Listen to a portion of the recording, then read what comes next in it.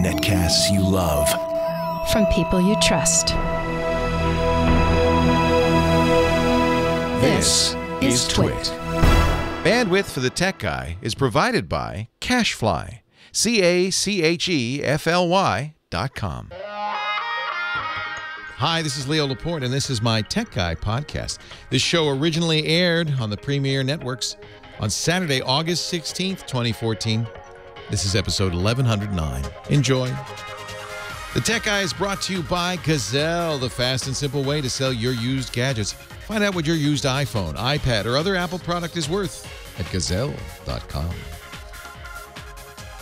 Well, hey, how are you today? Leo Laporte here. Yes, that's me, the Tech Guy. I have learned other tech guys, but they're a tech guy. I'm the tech guy. 8888 Ask Leo is the number. 888-827-5536, toll free from anywhere in the U.S. The Tech Guy Show is all about technology. Although I have to point out that if you were pressed to define technology, you probably wouldn't necessarily define it as computers, the internet, smartphones, home theater. That's a kind of technology, but so is a zipper. So is a pencil. I think we're going to define technology as anything that wasn't around when you were born.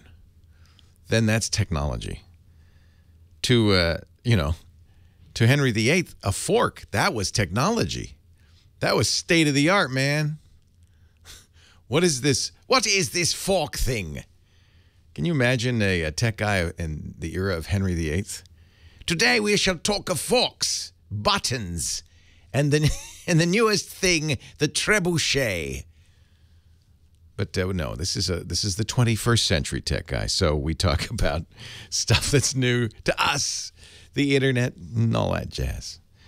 8888 Ask Leo is the phone number. TMZ got it wrong. Don't get all excited. TMZ purports to have, TMZ, the gossip channel, this is actually, to me, a measure of how, and this is why it's hard to define what technology is, how what we consider modern state-of-the-art technology has it seeped into such cultural consciousness that it's just part of our life now. So we're going to have to redefine technology as being the next new thing. When you see a gossip channel like TMZ discussing we've got rumors on the iPhone 6, then it's now let's point out that they got it all wrong, but still the fact that they have photographic evidence of wireless charging. Don't listen to TMZ when it comes to this kind of stuff. Not yet. I think in years to come, TMZ will be a very credible reporter of technology. Check the slot at the top of the phone under the camera near the speaker, they say. We've talked to techies, and it appears to be a sensor for wireless charging capabilities. I don't know what techies they talked to. That's where the sound comes out. Okay, we talked to techies. Also, by the way, they're the device they showed had an operating system that wasn't, in fact, iOS. And wireless chargers pretty much are on the back of these things. I've had quite a few phones with wireless charging. I've never seen a slot. And it's never on the front because then, well, you'd have to put it face down on the wire. But anyway, it's okay. It's okay. It's quite all right. I think what we're going to see, by the way, they're subtitled Drool Geeks. I find that a little insulting. Like, we don't drool most of the time. It was an Android clone, by the way. It was not an iPhone. I have one right here. I should send it to TMZ. We got this in China. Looks just like an iPhone. But when you fire it up, what you get is Android.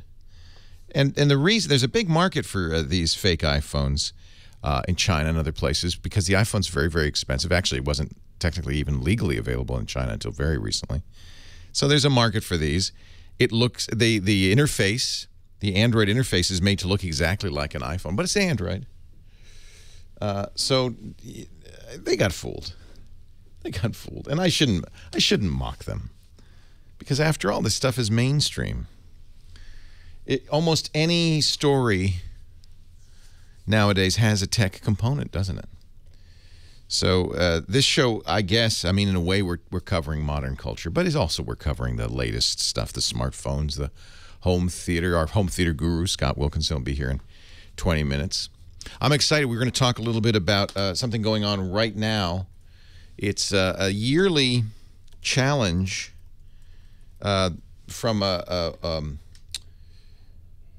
company that sells smart TVs, that sells HD TVs. Every year they round up 5 or 6 of the very, very best TVs, and then bring in super experts, really good people, to look at them and decide what the best TV of the year is. Scott's not there, but his colleague is, and we're going to talk about the Value Act Challenge. I can never remember the name. It seems like a strange name. It's a Long Island television sales company. Scott will tell me. Scott will tell me. Big anniversary this week. The IBM PC came out on August 12th. Do you remember when? Remember how long ago? 1981. It's 33 years old. The IBM PC. That's what really put personal computing on the map. We had Apples and, Radio Shack computers and Commodores and stuff. But when IBM, Big Blue, did a personal computer for your desktop, that's when it became real. That was the era when people said nobody ever got fired for buying IBM computers. You don't say that anymore. IBM doesn't even make computers. I guess you could say nobody ever got fired for buying Microsoft today, maybe. 33 years old. My friend Matt Honan, who writes over at Wired Magazine, we've had him on the show. He was the guy whose all his accounts got hacked. He is once again another experiment. Matt's willing to really ruin his digital life for us. This time he says, I liked everything I saw on Facebook for 2 days. Imagine if everything you saw on your Facebook news feed, you just clicked that like button. He said, I couldn't do it on the web. That would have been just crazy. Although I think that's another interesting experiment. Press all the like buttons. By the end of 2 days, his friends hated him because, of course, they were following him on Facebook, and their feed started getting full of things Matt Honan likes. That happens, right? You see your friends like. But the real problem was his news feed was basically filled with ads. My feed, he says, became a cavalcade of brands and politics. And as I interacted with them, Facebook dutifully reported this to all my friends and followers.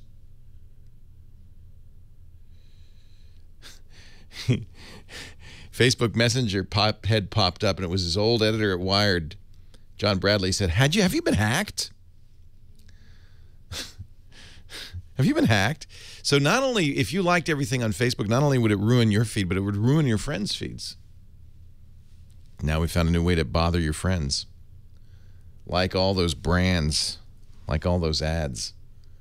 Speaking of Facebook, there's a bit of a furor going on. Facebook has, on the iPhone and Android, separated the Facebook app out from the Messenger app. So you'd be able to read your Facebook messages within the Facebook app. Not anymore. They require you to download the new Messenger app. We talked about this last week. And the new Messenger app bugs you. I just took them both off. Also, people very concerned about privacy issues with Messenger. The things Messenger asks on Android to do, like make calls on your behalf, scare people. I don't think there's any reason to be scared, but it was just a great excuse to take Facebook off of my phone. I still have a Facebook account. I still have it on my computer, but I won't waste time anymore standing in line at DMV reading Facebook, which is good. That's a good thing. I like it. 8888 Ask Leo. We could talk about that. Anything on your mind, I'll be glad to help you with any technology issues you have. Problems with your zipper, I'm the guy to call because I'm Leo Laporte, the tech guy. Your calls are next. Leo Laporte, the tech guy. 88 Ask Leo. Scott Wilkinson coming up, our home theater geek. He'll give us a progress report on that value challenge. The best TV of the year. Whatever will it be? Meanwhile, Heather Hammond has been collecting the phone calls, gathering fine people to answer their questions or make comments or suggestions. Who should I start with today on the show? Larry is just down the road a piece in Mill Valley, California. Okay. Hey, Larry, Leo Laporte, the tech guy. Hi, Leo. How you doing today? I'm well. How are you? Well, I'm okay. I'm a little stressed because my computer crashed, and this probably will be an interesting dilemma for you. I have a backup done with a Cronus True Image. It's a ghost backup. I'm familiar with it, yep. Okay. However, the program, when I restored, I did a Dell PC restore with Dell DataSafe Backup, which then backed up all my data, allegedly all my data onto the hard drive. I've restored all that, but now, of course, I'm faced with the dilemma. Do I reload all my programs from scratch, some of which were downloaded and on the hard drive, so there's a dilemma there, or do I do the Cronus restore? So I think it's important to understand what a drive image is versus a backup. They're both part of a larger backup strategy. So I think sometimes we think, well, this is the backup. And really, you have to think more globally than that. So a Cronus True Image like Norton Ghost, the original, and a lot of other programs, makes a kind of freeze-dried copy of your drive exactly at that moment. That includes everything. That includes Windows, the applications, the data, all the settings, everything. Should you restore that, it will wipe out what's on your drive now and replace it, bringing you to that exact moment when you did the image. Well, that was about a week ago, so that wouldn't be too bad a deal. That's what an image. That's where an image is very, very handy, because without having to reinstall apps or anything, it takes you back. So, but you know what it doesn't do is whatever happened since you made the image. Well, and that's okay, because I think the glitch happened. I got an error message which flashed across the screen, something about a WinDat file, and it happened like 2 days after the last upgrade. Good. Of the Windows update. It's likely that you may be having hard drive problems, so I'd really want to validate that hard drive before you put too much reliance on it. Usually, this is the first thing that goes in any computer because it's moving. It's a moving part. I've listened to you for quite some time. I ran SpinRite on it. I bought SpinRite. Good man. SpinRite. Oh, you're great. And I couldn't tell if it corrected anything, but it seemed to run okay. If SpinRite gets through okay and gives you an A-OK, that drive is good to go. Yeah. So, yeah, I would use – so this is good. I would use the Cronus image and restore it, and you'll be back to 1 week ago. Okay, and then I can just whatever I lost between that, I don't think it's a big deal. Yeah. Okay, but just parenthetically, though, I tried, at your recommendation, a couple times to install Carbonite. Yeah. And for some reason, it wouldn't install on my system, and both times I called their tech support, and they tried to escalate me up to a different level, and they couldn't do it with what they suggested, and they wanted me to give them control of the computer, and having listened to you for so many years, I decided I didn't want to do that, even though it was Carbonite. Yeah, in this case, that would have been all right. It's actually a very common practice in tech support to do that. You just only want to do that with somebody you absolutely know is who they say they are and are trustworthy, as Carbonite is. If it really were Microsoft and you had called them, that'd be okay. Microsoft does not call people in their homes and say, let me get into your computer to fix it. That's dangerous. You're absolutely right. So for future, it probably would be a good idea. Oh, yeah. If you then continue to do that along with I'm curious why it won't install. My guess is, I'm almost certain, you have some security software on there that's preventing it. We disabled that, and it still didn't. Yeah, the problem with disabling security software is it doesn't want to be disabled because a bad guy, it's resistant to that because a bad guy would do the same thing, right? And it's ESET, which you also recommend. I'm a loyal. Oh, good. I think there might be a conflict there, but yeah, those guys. Well, it's up to you whether you really want to use Carbonite. Here's why Carbonite is a good adjunct to the Cronus True Image. So it's that interval between when you image and when you want to restore. The truth is, the best time to image is when you first set up the computer. The first time you install Windows, image it. Now you've got a fast freeze-dried reinstall. Then do all the updates, install all your apps, get the system to how you want it. And before you start churning it up and using it, then image it. And then from that point on, make backups. And periodically, if you do a big update or a service pack or something, you might want to re-image. But every time you make another image, you're kind of copying all the flaws that have crept in between the install and the image. So imaging to me is about a quick reinstall, getting all the applications back. You know, that's the only convenient way to reinstall applications. Otherwise, you have to get the disks and do it. And if they're downloads, you have to download it and do it. And you may not have that file anymore or the serial numbers. And so it's very frequently the case that, you know, reinstalling apps is kind of, you lose stuff. An image of any kind, a drive image of any kind, gets around that. But it is not, and this is why I talk about an overall backup strategy, it's not in and of itself sufficient, because then you want to have something, in effect, an incremental backup that is backing up your data after the imaging. Because you don't want to image every day. You don't want to even image every week, really. It's not. It's a much more time-consuming, thrashes the disk more process than you really need it to be. So image whenever there's a big change to the system or you do a reinstall, and then do the incremental thing. And by the way, I would do both local and Carbonite. The idea is to have 3 copies of everything, 2 different forms of media, and 1 off-site, which is what Carbonite does. I know this sounds like a pain, but the truth is it isn't. The image is the biggest pain. Make that image only when you do big updates. The rest of the time, once Carbonite gets installed, whatever, I'm not sure what's blocking it, that you don't even think about. And then I would also do a local backup so that you can get, you know, you erase a file, you don't have to go online to get it. You can get it right away. Just there it is. All of that goes together. In fact, Carbonite for Business has a appliance that does both local and cloud. I really believe that's the strategy I use, by the way. Image plus local plus Carbonite. Those 3 together give you a real sense of kind of security with your data. Larry, I'm really glad you have a backup. And losing a week, as you say, often is a minor deal. It just depends. If you're writing the great American novel and that's a whole chapter, that's not so minor. 8888 Ask Leo's the number. Scott Wilkinson's coming up, and we're going to find out how it's going, what the best TV so far is. Last year in this challenge, they picked, as did most reviewers, the Panasonic Viera Plasma TV. That's not there this year because Panasonic has stopped making plasmas. So what has succeeded the plasma as the best big screen TV? We'll find out about that. 8888 Ask Leo. Everything I mentioned, by the way, and we'll put links to some of the backup things I've talked about, including a link to a great article on backup from photographer Peter Krogh. I've mentioned this before, his 3-2-1 backup strategy. It's good to understand this.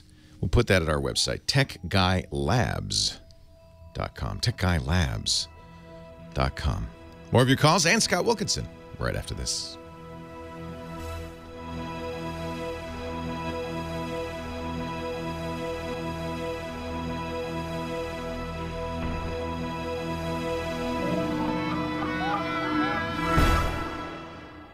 Leo Laporte, the tech guy. Scott Wilkinson, the home theater guru, is here. He's editor-in-chief at the AVS Forum, host of the Home Theater Geek podcast, twit.tv/HTG.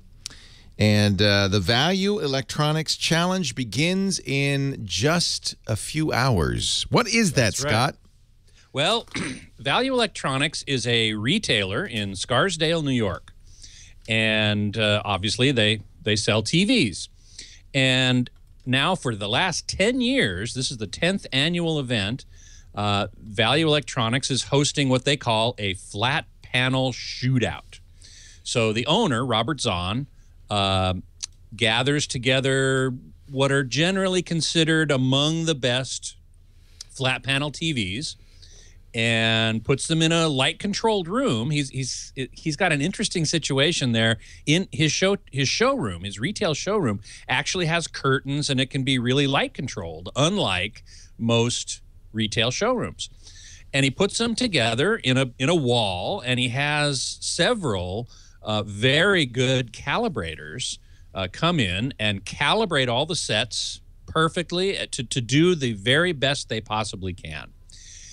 And then he invites end users, video enthusiasts, consumers, and professional journalists, AV journalists, TV reviewers, to come and spend a couple of days looking at these TVs and evaluating them and scoring them on a sheet according to several picture performance characteristics. How good are the blacks? How good is the motion detail?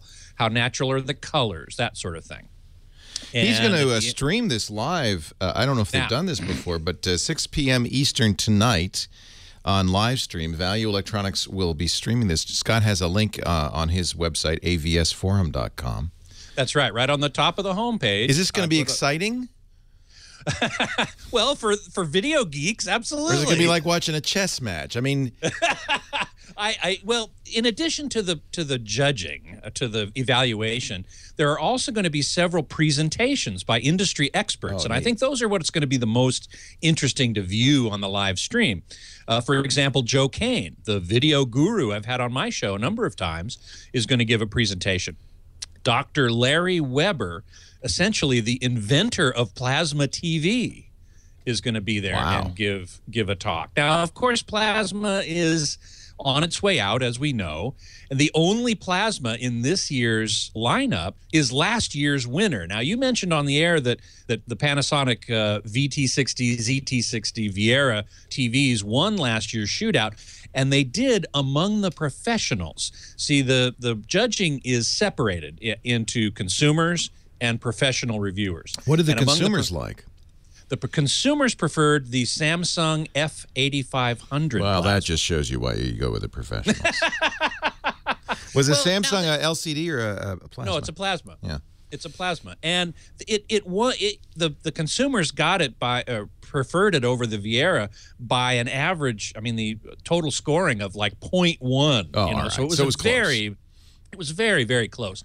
And we think that the F85 won the consumer vote because it's quite a bit brighter than the Panasonic. Right. And brightness, as we know, often trumps most everything else when people go shopping. I mean, that's why one reason why LCDs became so much more popular and got the lion's share of the market, because when you go into a store with a bunch of TVs, the LCDs look very bright and the plasmas look kind of dim by comparison. They can't do anything else. They're limited in that way. So anyway, the F8500, which was the consumer top pick last year, is in the shootout this year because Robert always does that. He puts last year's winner in with this year's current crop. Now, that's an interesting idea. Yeah, it's like how far has the technology progressed? Buy it anymore. You can, actually. You can. The F8500. The Panasonic is no longer available, but the F8500 still is. But so he didn't put the Panasonic in, just the Samsung. Correct. Okay. Correct. And that's the only plasma in the shootout. That's what's amazing. The last plasma standing. Wow. I know.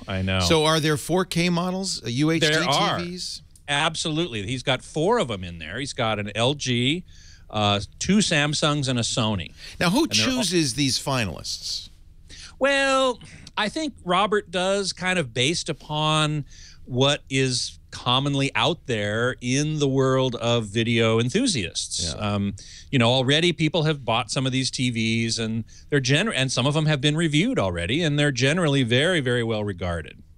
So he kind of takes a informal consensus among those of us who follow this sort of thing, and then makes his choice. Do you think he chose well this year? I do. All of the 4Ks are LCDs, which makes sense because that's all that's available. There are no 4K OLEDs yet available. Now, he also has at least 3 1080p models, including 2 OLEDs. The Samsung, which you have, and the new LG, which is quite a bit less expensive. It just came out, and it's $3,500 for a 55-inch set. So this is just showing us how quickly the price of OLED is coming down, much faster than I would have expected. So who do you think is going to win? Do you have a favorite? It's a very good question. It doesn't seem like 4K should be in the same competition as HD. Well, and to tell you the truth, I don't actually know whether or not they are being evaluated separately or not. That seems unfair. Well, maybe. And yet, if you're looking for the best TV you can buy today, Right. I guess so. Maybe it'll be a 4K. Yeah. Maybe it won't. And do they consider the fact that there's little content available? That they don't consider that.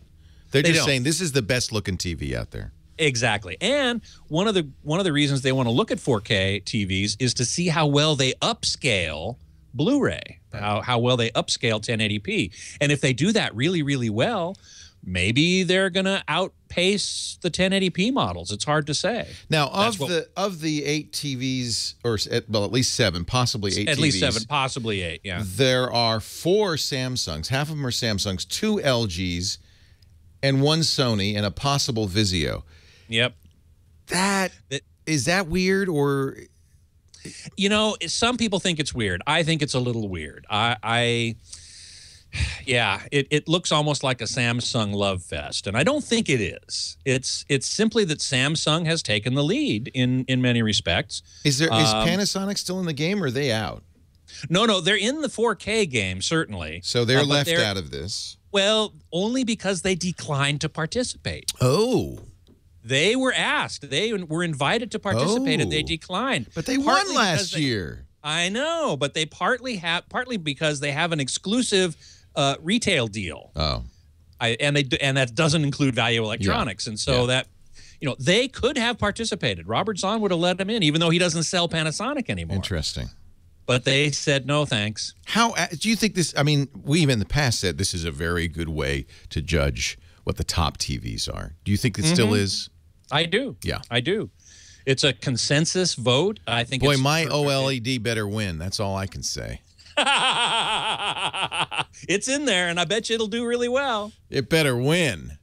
It better win. That was a $9,000 TV. If it's not the best TV on the market, I'm going to be miffed. I have had it for almost a year, so yeah, it's true. We'll know after Sunday. Late in the day on Sunday, we'll know, and we will certainly be posting the results on AVS. And to see the stream live, go to Scott's post at the AVS Forum, avsforum.com, and of course, watch Home Theater Geeks every week at twit.tv/HTG. Thank you, Scott. You bet. This is cool. This is kind of, it feels like somebody like Consumer Reports should probably be doing this, but yeah, it's a little weird that it's being done at a retailer. Yeah, I agree. Yeah. I agree. And the fact that Samsung, is in there 4 times out of 8 is a little strange. Well, but if that may not be, they're like the biggest manufacturer of TVs. They are. Surprised that Sony only has 1, and that's in the UHD space. Right. And that is a fabulous TV. The X950B is just an amazing TV. It could win. The other thing that I didn't mention is that some of these are curved and some of them are flat. I don't know if is that going to impact. I don't know. Yeah. I don't know. We'll see.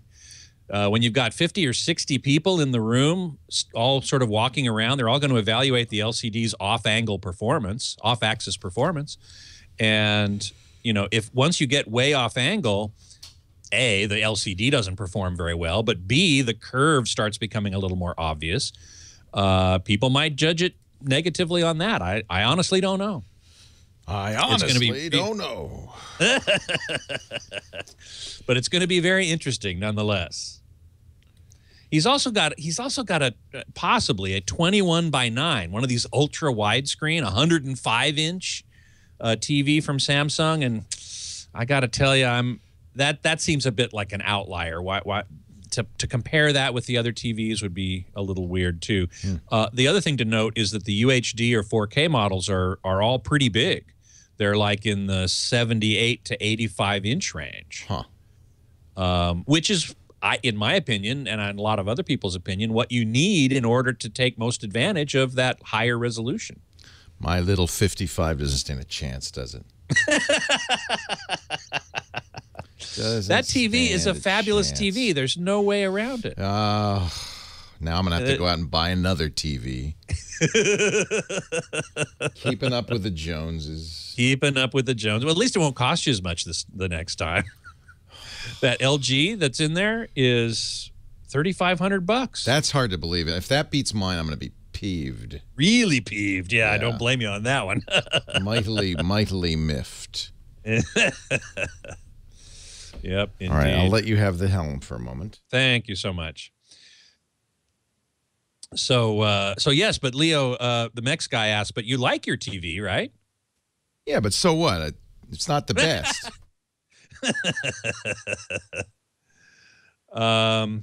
Web 1606 asks, where's that site that I'm speaking of? It's avsforum.com. And all you do is go up to the top of the homepage, avsforum.com, and there will be a big giant picture of Robert Zahn at last year's Value Electronics Shootout. And you just click on that, you go to that article, and there will be a link in there to the live stream that begins in 3 hours and 15 minutes. With presentations from Joe Kane and Larry Weber, which they may be tomorrow. I take it back. Pardon me. They're actually, I believe they're tomorrow. But in any event, it's really going to be a very interesting thing. I'm going to check in on the live stream once in a while. Main guy asks a very great question. Do they ever do a challenge like this for budget TVs? For those of us who think that more than $1,000 is a lot to spend on a set, that's actually a great idea. If I still had my studio, I would seriously consider doing it. I think that's a great idea. And maybe I'll suggest it to Robert. Maybe he can do a second one. Of course, he's probably going to be sick and tired of it by the end of this. I'll have to suggest it to him in a few months when he's forgotten how much work this is, because it's a ton of work. I talked to one of the calibrators, Kevin Miller, who is just going nuts trying to get all these TVs calibrated. And I should mention that next Thursday's podcast will be a panel discussion of the shootout with Robert Zahn, Kevin Miller, and Mark Henninger, my cohort who is actually attending. I think I hear the music. Leo Laporte, the Tech High, 8888 ask. Leo, that's the number. Tony in Indianapolis. You're next. Leo Laporte here. Hi, Tony. Hello, Tony. Welcome to the show, Tony. Yeah. Hey, Leo. I got a question for you. Okay. Yeah, and Heather had me open up my laptop, but I can't find what I had before. But what I had was, you always said to do the updates, any update you get. Yes. So I did this. I had a Microsoft update, and I did it, and it was called Microsoft Error. And like I said, it's not here anymore. But it was, the title of it was Microsoft Error. I did the update. It was Adobe Error, not Microsoft Error. Oh, well, it said Microsoft Error. It said Microsoft AIR? No, ERROR. Oh, Error. Yeah. And so I did the update. It took all this time, however long it took. And then Wait a minute, you did an update called Microsoft Error? Yeah. There's no update. There's no update? Called Microsoft Error? Why would they update something that's an error? Well, I think that was just it didn't have the whole name. I think it was like error, scan, something or other like that. When did this update happen? About a week ago. Yeah, that's about right. It was the second Tuesday is when they do their updates. And you know what? At the end of the update, it had a licensing agreement, and I canceled out of it. I was like, hey, what's this all about? Yeah. No idea what's going on there, but that doesn't sound right. And now it's gone, so I don't know what happened. What version of Windows are you running? I don't have Windows. I have a Mac. Mavericks. Well, I'm glad you have a Mac. So why was do you have Microsoft Office on your machine? Yeah. Okay. Okay, well, let me reboot now because I'm thinking Windows the whole time. All right, so you're on a Macintosh. And that probably was when Microsoft Office update, I would hope. And then the license agreement, I think that's probably okay. Oh, all right. It sounds like I'm not sure exactly what it's installing. I would, if I were you, figure that out. The good news is you're on a Mac. It's very unlikely that it's anything damaging to you. Uh-huh. So Yeah, I didn't know if I was going to have to pay for something. That's what scared me. Yeah, no. I mean, if they ask for money, then stop. But the license agreement, it probably is an update. I'm thinking maybe Microsoft error reporting.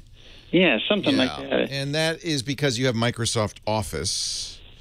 And maybe they're updating that program. I'm going to just go on to Google and ask about Microsoft error reporting. Yeah, it's an update. You don't need to run it. It's not critical to the operation of anything. It's actually something that's a benefit to Microsoft, so that when you have a problem with Microsoft Office, you'll get they'll get some information about it. You can go, if you want, you can go and download it again from Microsoft.com, and if it does at that point ask for a license agreement, then I would just click OK. Okay. What it's saying is it okay with you if when there's a crash in Office, we report back to the home office what happened so that we can fix it?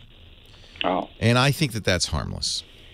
You don't have, but it is not critical to the operation of Office. So the fact that you said no is fine.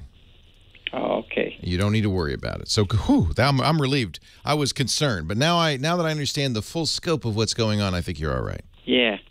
Hey, can I ask a quick question? Sure. I notice whenever I hit software update, Yeah. all of a sudden it shows that I have an update.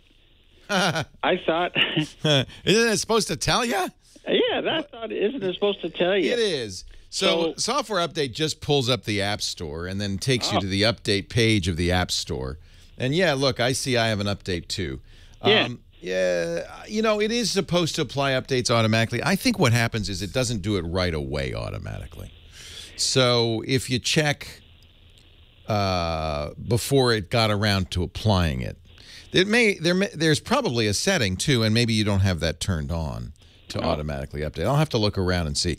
I agree with you. I thought it was automatic, and in fact, I just launched it and I see I have an update for an app. So I don't know what the rules are. I think if you go to the App Store System Preference pane, App Store System, under the Apple, there's the System Preferences. Yeah. There is a checkbox that says automatically check for updates. And you can, if you want, have it check download newly available updates in the background, install updates. You can have it do automatically. I don't know if it does automatically, unless you certainly will have to check all of these to make it work. Okay. All right. So, again, nothing much to worry about here. Okay. Well, thank you, sir. Hey, my pleasure. Thanks for calling, Tony. All right, Roger, Rutherford, Tennessee. Your 5C won't phone home? Well, sort of, kind of. It'll call home, but the caller ID on my wife's phone at home, half the time it'll show me calling from bizarre places, and sometimes it doesn't connect the call at all. Who's this? Who's this 409 call? Well, are you? Who's your carrier? First of all, I'm with Mobile Nation. Aha, that may be something to do with it. And then you're not using Google Voice or some other service. You're using Mobile Nation to make the call. Yes, that's my cell carrier. I would check with Mobile Nation if they've got support and say, what's with the caller ID? It sounds like they may be doing some funny things in there. The caller ID comes from them. And it sounds like they may be doing some funny things in there. Okay. So I would, that's who's going to tell you why the caller ID. It should always be your iPhone phone number. Yes. Yeah, and if it's not, and at home, do you just use the regular phone company? Yeah, we've got a local phone service out of one of the communities in the area that we get it from. Yeah. Does anybody else, when your phone, that may also be the source of it, when you call from your iPhone to other people, do they say, who's this? Or do they see your normal number? They see my normal number. Ah. I don't have a problem with anything other than my home telephone. Okay. So it isn't Mobile Nation. I apologize. It's your phone company, and it sounds like you kind of have an interesting phone company. It's not like AT&T, no, one of the biggies, Verizon. It's a community phone company. Yeah. Yeah, I think they're probably doing some stuff, and that's why it's kind of funny. How about other callers to your home? Do they have weird caller IDs? Well, my daughter also uses a 5C, and she doesn't have any problem at all getting through. My Isn't son, that who lives odd? over near Nashville, he doesn't have any problems. And his number looks normal. His number looks normal. In fact, the only phone that I can't call normally is my home number. Well, that's weird. Let's check into it. Hold on for a second. Leo Laporte, the tech guy.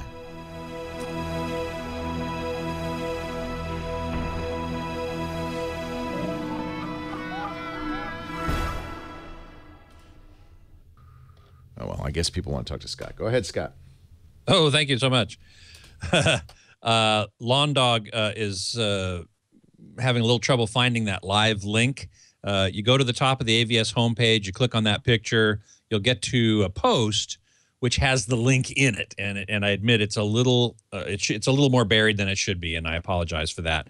It's basically there are a couple of words in the second paragraph. Let me just make sure I'm saying things correctly here, but I'm pretty sure I am.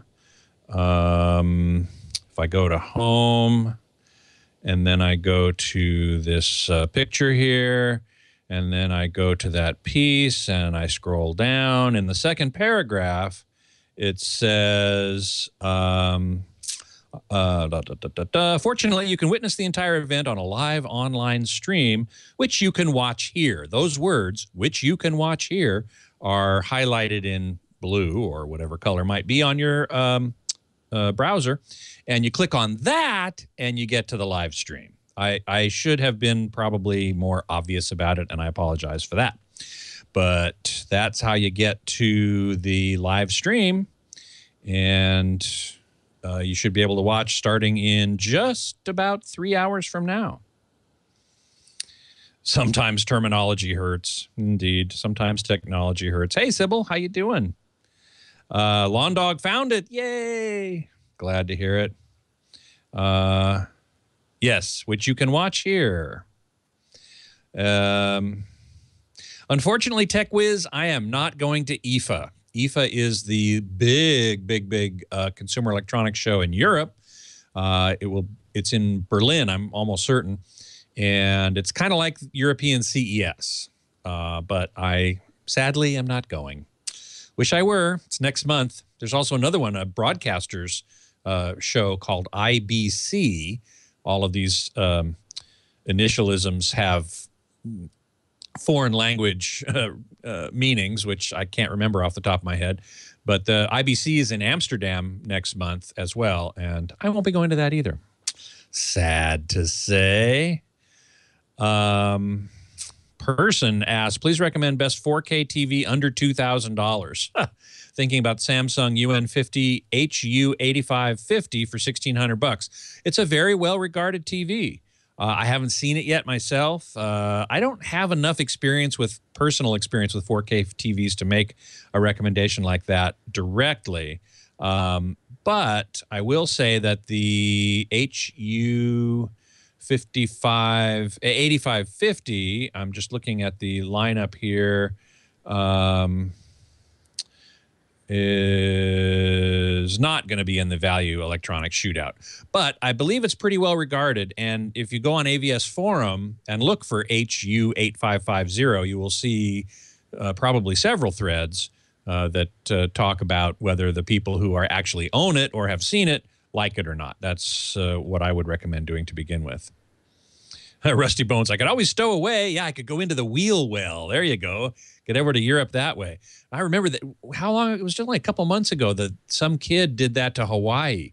And the only reason he survived was that, he kind of went into hibernation. So I heard anyway. It was very strange. Not something I would do. Although I'm reminded of the scene from Die Another Day, a James Bond movie where James Bond and Jinx, Halle Berry's character, stow away aboard the Korean plane near the end by jumping into the wheel well. Of course, that's James Bond. UJ asks, what front speakers would you recommend for a home theater that would also perform well in 2-channel Onkyo pure audio mode? Depends on how much you want to spend.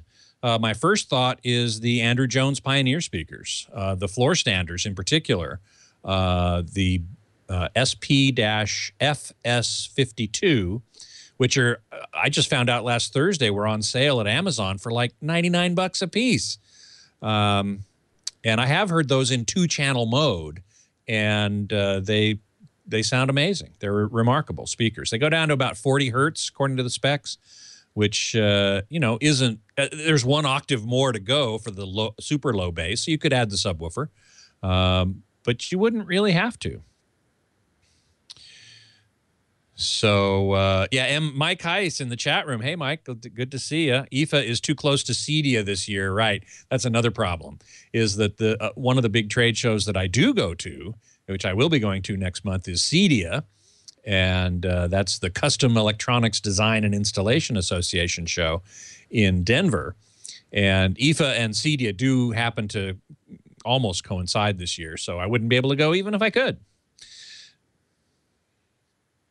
Thank you, person. I appreciate that very much. UJ as well. So let's see. Anybody else have any questions?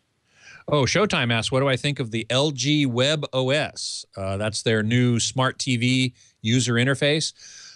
I haven't played with it extensively, but what I've seen at trade shows, I've been pretty impressed. I think it looks pretty good. Seems to work really well, too. Janiscu7 asks, what do you think of DVB standards? I'm trying to remember exactly what that is. Is that the mobile? I think that's the mobile TV over-the-air broadcasting standards, which I have not had any chance to really play with, if that's what you mean. If you want to clarify that, I apologize for not knowing exactly what you mean. Roscoe says that there's a guy that got killed who tried to stow away in the wheel wells of an airplane, in an Air Force cargo plane. So definitely not something I would do. Geeky Pete asked, did I watch Guardians of the Galaxy yet? No, I haven't, but several people have said I should. So, okay, I will.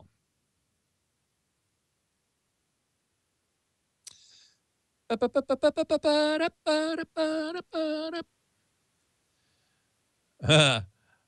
it about time to start? I guess maybe it is. Rusty Bones asks, what's the result of the high-res shootout test? That will probably have to wait, but I will be posting an update on that. It's some very interesting results. Basically, those with high-res, you'll have to wait on it.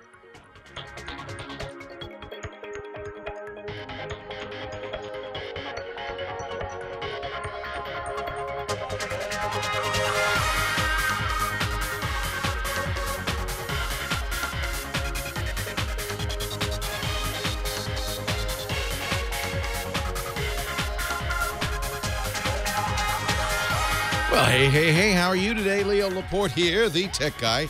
Hour 2 of the Tech Guy Radio Extravaganza. 8888 Ask Leo is the number, the phone number. The website is techguylabs.com. Done a little research for Roger in Rutherford. He lives in a small town and has a kind of unusual phone company, his community phone company. He's also using a iPhone with what we call an MVNO, a carrier that buys its signal, its carriage from another phone company. It's usually Sprint. I'm not sure in this case if it's Sprint or AT&T. And the caller ID is not working, and he gets dropouts. It's an interaction between your local phone company and your cell phone company, and the caller ID, the automatic name interface. And it's hard to figure out who's at fault here. I would probably call the local phone company and say, what's going on? But you might also want to make a call to Mobile Nations, your cell phone carrier. They're not interoperating right. And I've heard of this happening before, but unless you get them to cooperate, you're not going to be. And imagine, it's not going to be easy, but you're not. Maybe they're small enough they'll help you out. Betty in Menifee, California. Leo Laporte, the Tech Guy. Hi, Betty. Hello. Yes. Welcome. Yeah. Thank you. This may be an unusual question, but I'm looking for a service that would satisfy the requirement that I have for a solar system that says I have to have 7 by 24 hour monitoring of my system through a modem or router. And right now I have Verizon Home Fusion. Okay. And I'm looking for something that's cheaper than $60 a month. Well, you already do they want a dedicated circuit that is separate from your existing internet circuit? Well, here's the thing. We're in a brand new home. The home is not wired at all for any type of phone. I have a cell phone. No, but it sounds like so this is sounds like if they say a router, that's internet access. So you got to talk to the solar company. Yeah, if it's just internet access, then you need to ask them. And I'm sure this will be okay. Is it all right if we use our existing internet service? Can you ride on top of that? And they'll say yes. Well, my existing internet service is my phone, my husband's phone, is a hotspot for our PC. And I'm sorry, I'm confused. I thought you said you had Verizon Home Fusion. I do, only for that one reason. That's the only reason I have it. So you bought it for this solar installation. I get it.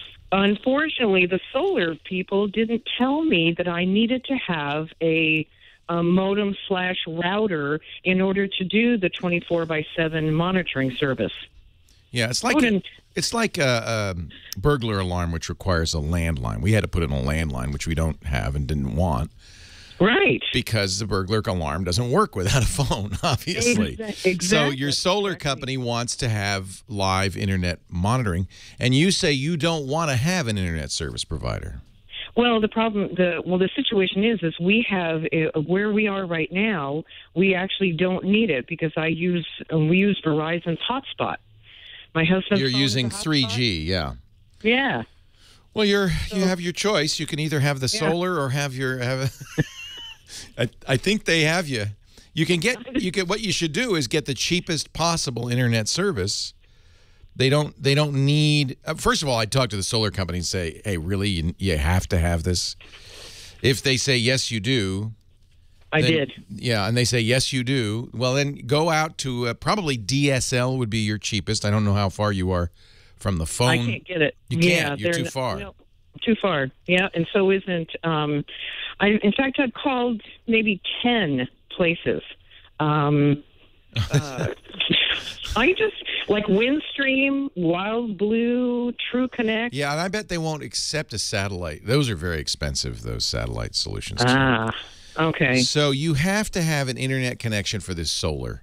Right. And the previous owners, did they have something? No, see, this is a brand new home. It's brand new. And we don't even have not a wire going from anywhere into our house. Here's what I would say. Who's the carrier that you use for your internet right now? It's Verizon. It's Verizon. Fusion. Mm-hmm. No, well, no, I don't mean the home solution. I mean the phone solution. Is it Verizon also? Yeah, all right. Verizon, yes. So, I mean, it's not. You could probably get as little as $30 a month. Get a little Verizon card, since we know Verizon works, but there are other companies that'll offer these as well. Right. It's basically a MiFi card, and it's just going to be dedicated to the solar, and you're going to shop around to get the cheapest one you can get. Right. Okay. And that's fine. That'll work for them. They won't know. I mean, it is a router, as you know. You get a little thing. It looks like it's a credit card. But what it is a wireless access point. It's a Wi-Fi access point for up to 5 things. It gets its internet through the same cell phone signal you're using for your personal stuff. And you keep it powered up. Yeah. So basically you're buying it its own cell phone. Yes. Okay. Have you ever heard of Freedom Pop? Yep. That's one that's free. No, I was wondering about that because I was actually thinking I didn't know the reputation.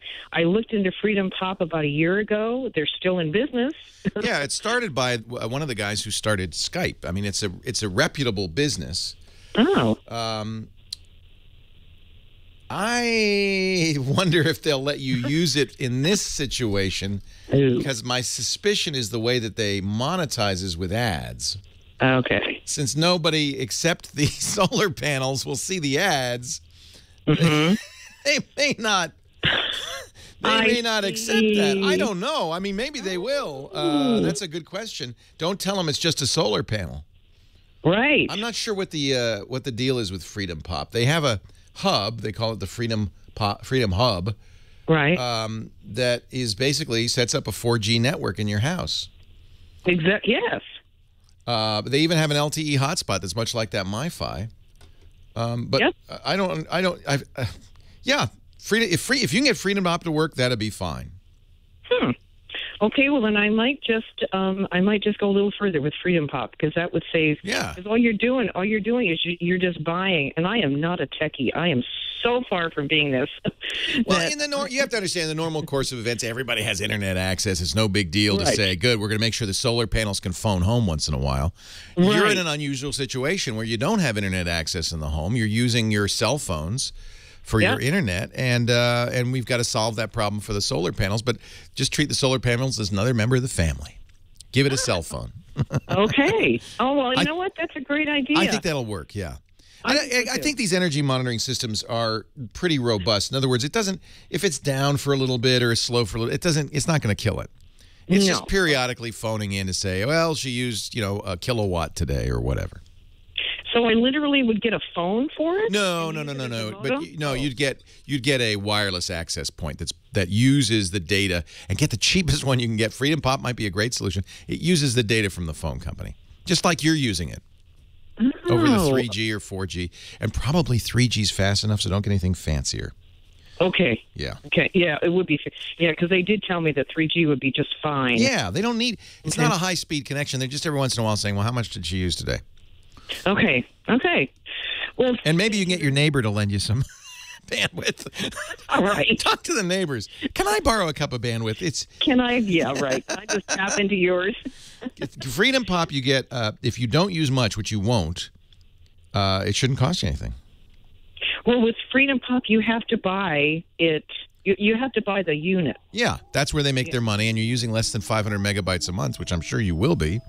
It's a good deal. I think I would go with it. Yeah. Okay. Well, thank you very much. My pleasure. Leo Laporte, the tech guy.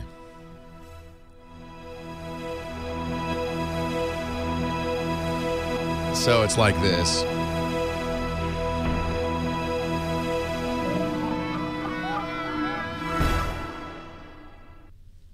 And it's probably a very low bandwidth. Yeah, all of them have charging cables, right? You just plug in the USB thing. And I think, if you had a nice neighbor, it's going to be such a small amount of bandwidth. Just say, hey, when the grid collapses, you can use our solar. I think it seems fair. If you're watching this show, you're probably a little bit of a, gadget freak. You always want the latest and the greatest. And perhaps you have by now collected in a drawer somewhere a bunch of old phones and tablets and iPods and the like. Can I make a recommendation? Turn those old dust collectors into cold hard cash with Gazelle.com. Gazelle is awesome. And since we know that, I love what they've done. We know that the new iPhone is coming out pretty soon. You might say to yourself, maybe I'm going to get that new iPhone. Lock in today's iPhone price until October 10th. That way you've got plenty of time to see if you want the new iPhone, to see if it's what you need, to buy it, transfer your data over, and then send it to Gazelle. This is what I love about Gazelle. Everything gets at least a 30-day lock-in. And I could tell you right now that this is the time to get a price for the old iPhone, because as soon as they announce the new one, that price tumbles, right? But not at Gazelle. You're locked in. That is crazy. These guys, this is too generous, Gazelle. It's just awesome. Visit Gazelle.com and trade in old phones, tablets, a lot of old gear. They will give you cash. So far now, 1.5 million products have been traded in at Gazelle for money. Over $100 million in cash paid out to customers. It couldn't be easier. They'll wipe the data if you forget. They'll clean it off. The offer is guaranteed for 30 days, which is wonderful. And now, for a limited time, really, I mean, Take advantage of the fact that we're all pretty sure there's a new iPhone. Get a good price for your existing iPhone and lock in that price till October 10th. What a good deal. Gazelle.com. You can get cash, PayPal, or if you do a lot of Amazon, get the Amazon gift card because they bump that up 5%. Gazelle. Find out what your old Apple or Android phone is worth, or BlackBerry, at Gazelle.com. They buy Nokia phones, too. Gee, I'd love it if they'd buy my broken 1520. Gazelle.com. Leo Laporte, the tech guy. Express yourself. 8888. Ask Leo. This portion of the Tech Guy Show brought to you by our next caller, Lewis in Peterborough, Ontario, Canada. Hello, Lewis. Hello, Leo. This is my second time calling in. Welcome back. And I don't think the people who do the radio show I do on the Student Network would be appreciative of me saying I'm sponsoring this. Yeah, no, you are now. You're in charge. Oh, God. What is the radio show? Tell me about the radio show. Oh, it's a Geeked Mind. It's basically just a show about geek culture and that. And I love that. And it's on to get in touch with you, remember? And I've been having issues getting back in touch. Well, you're in touch with me now. I'd love to be on. Where is it heard? It's on the University Network? Yeah, and then we upload it online. Oh, cool. Where can I find it? Just go to The Geeked Mind, GeekedMind.podomatic.com. That's where I put up all the interview ones. Podomatic. That's not what but that's not where my question's about today. Okay. I'm wondering about a good automated backup solution for my WordPress blog. Yes, this is a very important thing to do. Are you on WordPress.com or are you self-hosted? I'm self-hosted at realotakulewis.moe. .moe? Yeah. .mo? It's pronounced moe, but yeah. Where is .moe? It's basically for people who are into, it's just like a new top-level domain that's been put out recently. I love it. Wow. .moe. Yeah, it's REALOTAKU Lewis.moe. Okay. And I'll pull up my site. You have to pronounce it .moe? Can I pronounce it like Mo, Larry, and Curly? I guess you could, but... All right, so WordPress, if you're on WordPress.com, they back it up for you. You should check with your hosting provider. They may also have a good backup solution for you. That's the best. My buddy's hosting it for me. Where are you hosting it? In your closet? Well, my main host doesn't work with .moe yet, so my buddy who has a thing, Where's the data stored? Where's the data stored? Basically out of my buddy's university computer club. Okay. So if they don't offer a backup, I bet you they back up. I would hope they'd back up.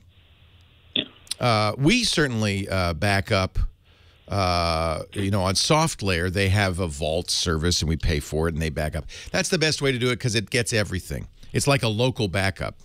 But there are WordPress plugins that do the same thing, and I use a WordPress plugin that does does backup for me as well. And the reason I do is it's in addition. It's like a second line of defense in case the internet the hosting company doesn't do a good job, or I just want to move or whatever. And what it will back up is your database, your MySQL data entries. That's a pretty easy thing to do. And then if you ask it to, it'll also back up any customizations you've made to WordPress. So there are quite a few of these solutions. I'm not sure which plugin I use. I could visit my site and tell you, but yeah, that's what I was wondering because there's so many plugins and I don't know which one to use. Mine is pretty good. It does it every day. It sends me an email with the the confirmation whether it did or didn't, and sometimes it fails, and it's good to know, right? Yeah. But it's usually pretty good. I've not had to use it, so I'm knock on wood. I hope I don't ever have to use it. But let me just log in and see. Sorry about the silence here as I type. I can't type and think at the same time. I'm logging into the administrator portion of my own WordPress blog and looking at my plugins, my installed plugins.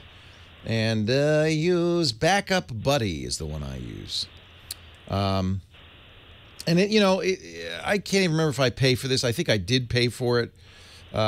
It's from iThemes.com. And I like it because it's just kind of automatic and transparent. Yeah, it's $80 for 2 sites a year. So that just depends on whether you want to spend money or not. There are free backup plugins as well for WordPress. It's one of the nice things about using WordPress as a blog. I mean, you hear me talk about Squarespace. The only reason I continue to use WordPress as a blog is because I want to know all the things that can go wrong, because there are lots. And how to keep it secure and stuff. When you run a website, you really have 2 choices. You can manage it yourself. And I don't recommend that for anybody who doesn't want to become an expert or an inexpert sysadmin. Or you can do a hosted solution that's managed by professionals. That's always better if you're a business, if you want to stay secure, if you want to keep up to date. Always better to let the pros handle it. But I'm the tech guy, and I'm supposed to be able to know how to do all this stuff. And a couple of other people in the chat room have some suggestions. Akiba is another one that's absolutely free. So I use Backup Buddy, but that's not free. AKEEBA also works. I think there are probably a lot of good, reliable solutions out there that are free. I'm not sure why I pay. WordPress is fun. I mean, I've had a lot of fun messing it up. Right now, for instance, this is on my personal site, not on our professional site like techguylabs.com. I don't manage that. I let the pros do that. But on leoville.com, which is just kind of a site I run so that I can keep up on technologies used to run websites. But it's broken all the time. The search isn't working right now. I broke it. And I just, it's one of those things where I don't know what I did. But that's where I use Backup Buddy. Believe me, on techguylabs.com, we have a professional backup solution. We have professional sysadmins. In fact, we're actually going to be moving it to a company that specializes in managing sites using the content management engine system. We use Drupal called Acquia. They're going to handle it all. Even more management levels. It's always better to do that unless you want to be an expert. Steve in Mill Valley, Leo Laporte, the tech guy. Hi, Steve. Hi there. That was a quick. Well, it's as quick as I can make it because I'm a little bit wordy. Understand. I have been using VoIP as a second phone line here at our home for 6 years, and it's been blood, sweat, and tears for all that time for 3 different providers. And I'm either going to give up on it or get a fourth suggestion, but VoIP really is not ready for prime time in some respects. It uses your internet access, right? Yes. And if you're having problems and you've had problems with multiple providers, it's probably just that your internet access isn't reliable enough to use for VoIP. Is Comcast, do you think that could be the problem? Yeah. Okay. Comcast happens to offer their own VoIP solution. You ever notice that? Well, I'm well aware of that. Every time you talk to them, they say, why aren't you using our phone solution? Why aren't you using our phone solution? Why aren't you using our phone solution? They might have a little competitive angst about Skype and Magic Jack and Uma and all the others. None of them are better than any others. If it's not working reliably and well, it probably won't ever work reliably and well. Leo Laporte, the tech guy. Poor guy. He waited an hour and a half, and then that's all he got. Hold on, Steve. Don't go away. I'm sorry. It's the exigencies of a radio show, Steve. I'm sorry. Not a problem. You waited an hour and 18 minutes, and you got that. But so what have you? Who have you used? Just we're off the air now. Who have you used? I've used SunRocket before they went out of business, ViaTalk, and Phone Power. Yeah, I mean, my suspicion is there's not going to be anybody that's better than anybody else because they're all relying on the same internet connection. What kinds of problems have you had? Disconnects, unexpected disconnects, lots of echo. It comes and goes, one-way audio, and the frequent need to reboot the adapter. Do you ever use Skype? Yes. How does Skype work? Well, I use it with groups. Yeah. That works fine, but I need to make it work for my wife, who doesn't want to, who just wants to pick up a phone and call. So here's what I would try, because Skype is I think the best of the breed. They do a lot of proprietary stuff. If you go to Skype.com, they have a Skype store where you can buy things that look like phones. And it operates just like a phone. You could buy a phone number. You could buy a phone out. To your inside wiring in the house? Yeah. Okay.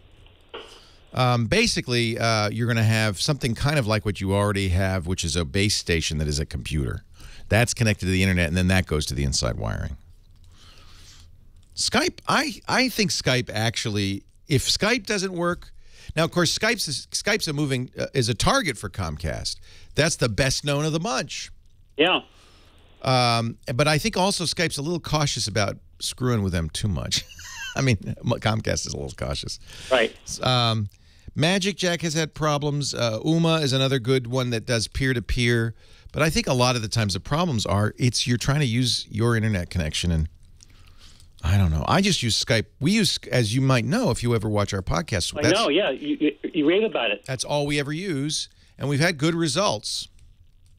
And we're on Comcast, but of course we're on a business class Comcast. Right. Well, if I were forgiving and the only person who used it, it wouldn't be a problem. But my wife just wants it to work. Yeah, no, it's the wife factor, or we call it the SAS, the spousal acceptance factor. To try that term. Try to not be too sexist about it. It could be a husband, but there's some member of the household who just says, "I'm not gonna. It's not my job to figure out this crazy technology you brought in here. Yeah, make it work like a phone." I know. So, I also could you pass a question on to Scott? Yes. I want to get a sound bar, but I want to emphasize the center channel for speech, but I don't know if a 2.1 will do that. Anything that has a center, 2.1 is not center channel. Right. You need 5.1 to have a center channel.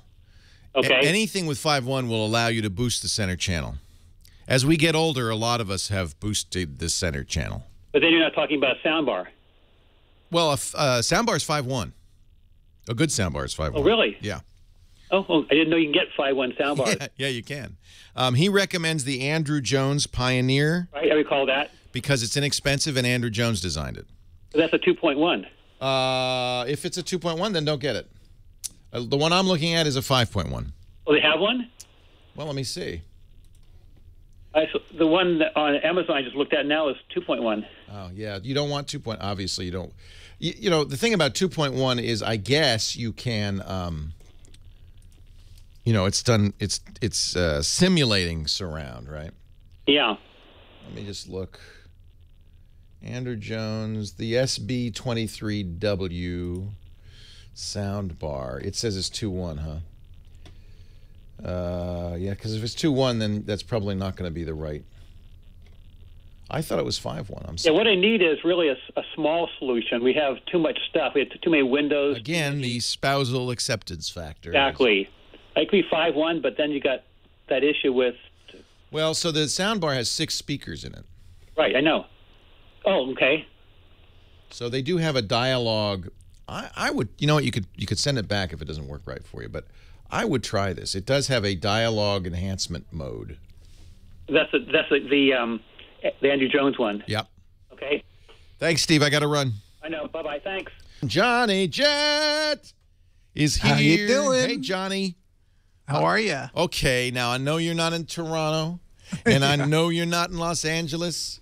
It looks like you got a bamboo rainforest out your window, so I'm figuring you're in either China, Japan, or Hawaii. It would be dark. Well, Hawaii would be good, but I'm actually in Connecticut. Famous for its bamboo forests. Yeah, You're visiting Dad. No, yes, I am. Oh, that's great. And I'm wearing a T-shirt because I'm about to do the ALS challenge. You're gonna dump ice all over you. Well, guess who I'm going to nominate? Not me. I've already been nominated. Oh, you have? Yeah. Good thing I found out. Good for you. And you're going to post the video online, huh? Yeah, someone challenged me yesterday, so I got some time Right after this, they got to do it. Was it another travel writer that challenged you? It was actually my cousin who works for ALS in Chicago. They say they're they've raised more than $10 million additional dollars because of all the attention. You've probably seen people as famous as Mark Zuckerberg's doing it. Elon Musk, Bill Gates built a contraption to do it. That's what I'm working on right now. I'm building one right now. Tim Cook of Apple Computers, Satya Nadella of Microsoft, all the tech wizards have done it. Jason Howell, one of our news guys, our producers here and the host of All About Android, did it on a Friday and challenged me. Okay, so did you do it? No. I'm just going to give him money. I don't like to do that kind of thing. There's too many of these go around. Anyway, these things go around. You know, people shave their heads and they say, "Leo, why didn't you shave your head?" No, I'm not going to shave my head. Well, my head's almost shaven anyway. But Johnny, I want to. So if Murray on Travel, who's in our chat room, another travel writer said, "I already did it." Challenges you. Well, you've already been challenged. So, are you going to post that at johnnyjet.com? I sure will. But I want to talk a little tech first. Yes. So did you see that a Loft Hotel in Cupertino, came out with a new robotic bellhop this week? First of all, what's a Loft Hotel? A loft. It's one of Starwood's properties. Oh. It's like they're heavy on tech. Do you have to live in a loft? No. They're nice rooms. I've actually stayed at one by the airport. Name a hotel The Loft. I'm thinking I'm going to be staying in a loft. They're going after the millennials. Yeah, obviously. The young folks. It's hip. It's with it. Yeah. What is a robotic bellboy do? What does that happen? So they call them bolters. There's two of them, and they named them ALO. And so let's say you're in your room. As long as they don't name it LEO, I'm okay.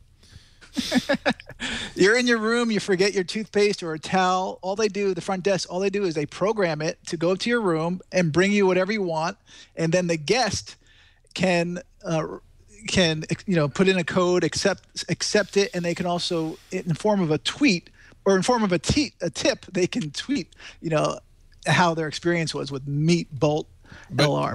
Does this Bolter robot have a hand to stick out for a tip? No, you do it on the screen. So I'm not going to tip a robot. I'm sorry. No tips. No. You're tipping it by giving a tweet. A tweet to it, huh? So it's pretty clever. And actually, when my mom was in a hospital, I remember sitting in the room and seeing these robots cruising by all hours of the night. Really? Because they're delivering the pharmaceutical stuff up to the doctors. And it just goes around. It can make its way in the hospital, through the elevator, through the hallways. And this is 10 years ago, 15 years ago. I was shocked. So I think it's a great idea, and I think it's going to catch on. So there's a container in the lid. The human puts whatever it is in there and then says, "Go to room 432." This robot reliably goes there? Yes. Listen, they had the technology 10 years ago. Yeah. Yeah. I mean, will it bring me drugs? Well, the ones in the hospital will, but you don't want to. No, okay. That's really interesting. And the robot connects to the elevator, and then goes up. It's going by Wi-Fi and 4G, and the elevator is powered. The software's compatible. It's ROS powered robot. And I would probably do that because I feel like I wouldn't be bothering anybody. It's just a machine, so I would then say, I always feel. I'm kind of one of those weird people. I feel funny asking for something. So, I forgot my toothpaste. I'm not going to call down and say, "Give me toothpaste." But if it's just a machine. Well, now everyone's going to be doing it because they want to try it out. They're going to get requests all the time. And now they're talking about rolling out. There's only one hotel right now, the one in Cupertino, which is outside of San Francisco. And they're going to have 100 hotels by 2015. And they never unionize. They cost less than a minimum wage worker. And you don't have to buy those funny hats, the bellhop hats anymore. That's right. Well, they're trying to, they're saying businesses like Airbnb are giving them serious challenges. Right. So they're trying to find new ways to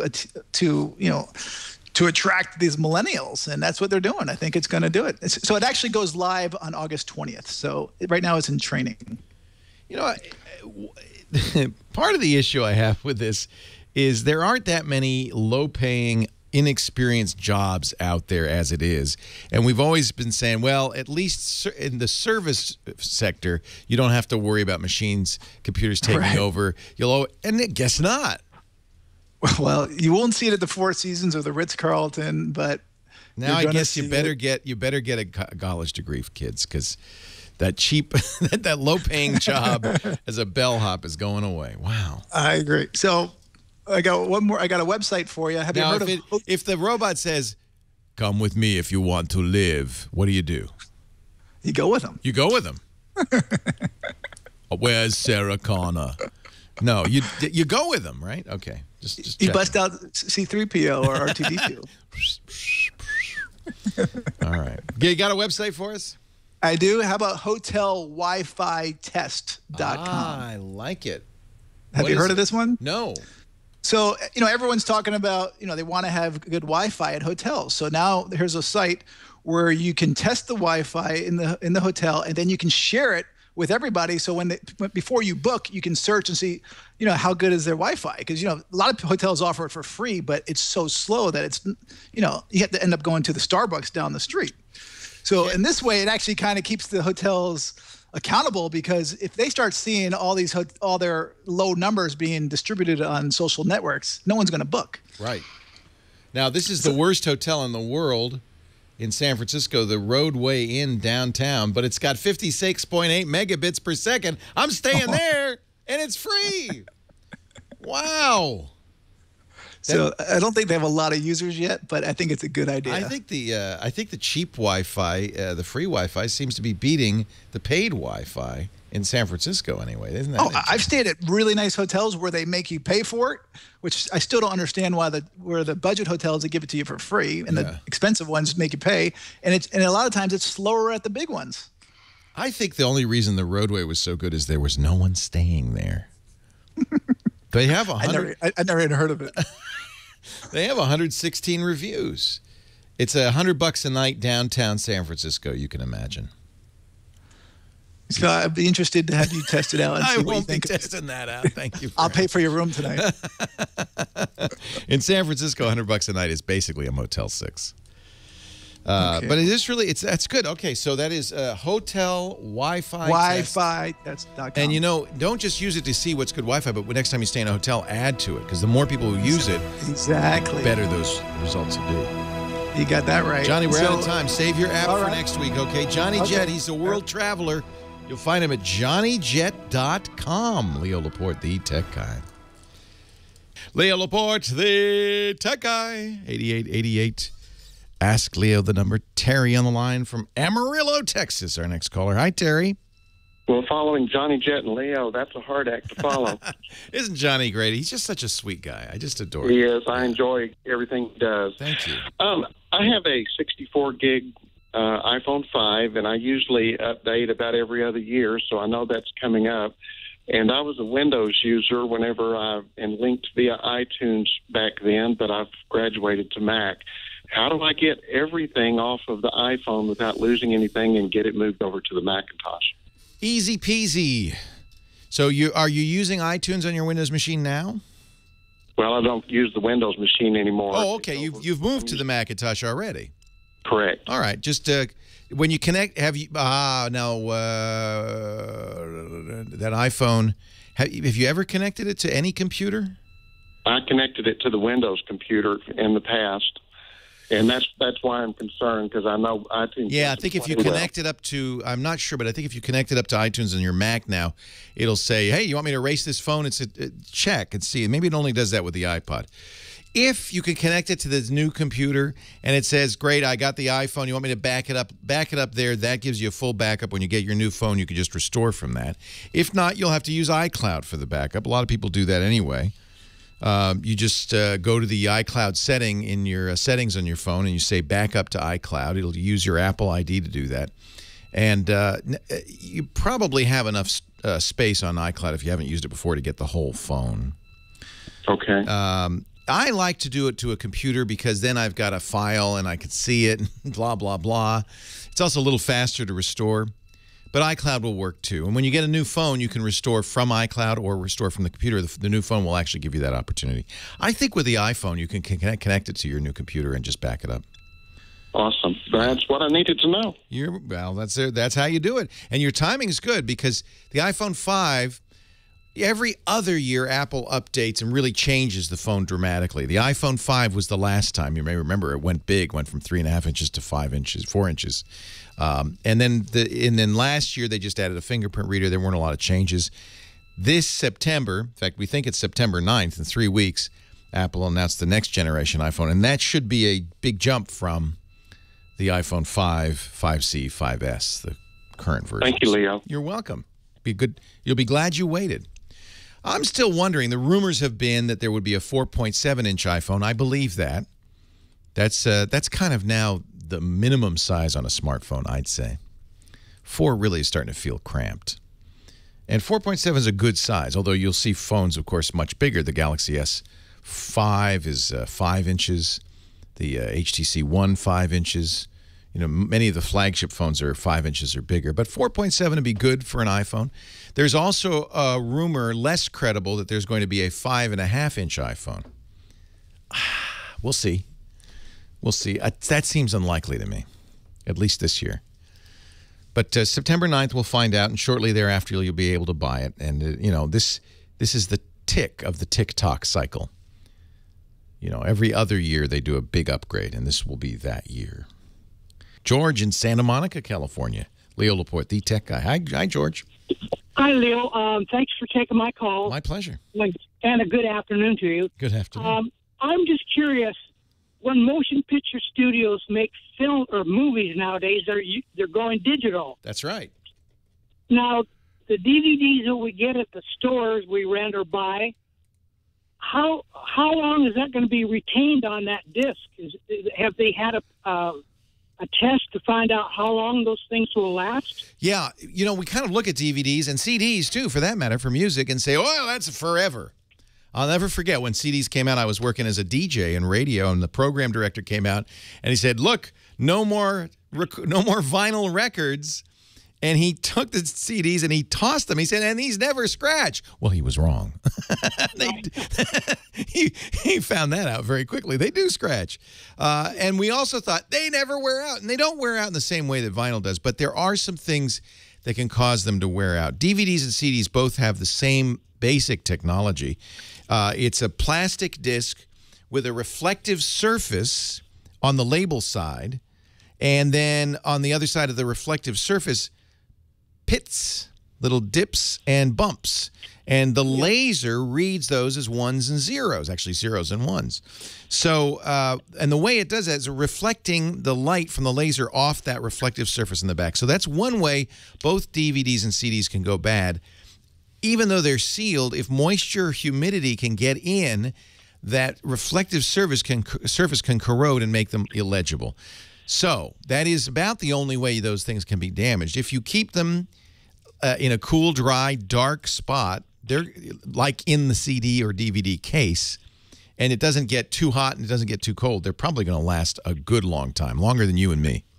I know films, the negative stuff lasts about Not like that. years. Yeah. In fact, we've got a big problem because some of those early films which were on explosive, highly flammable film stock, those have decayed or are dangerous, and we're losing a lot of these old films now because the film is falling apart. So getting them digital will preserve them forever.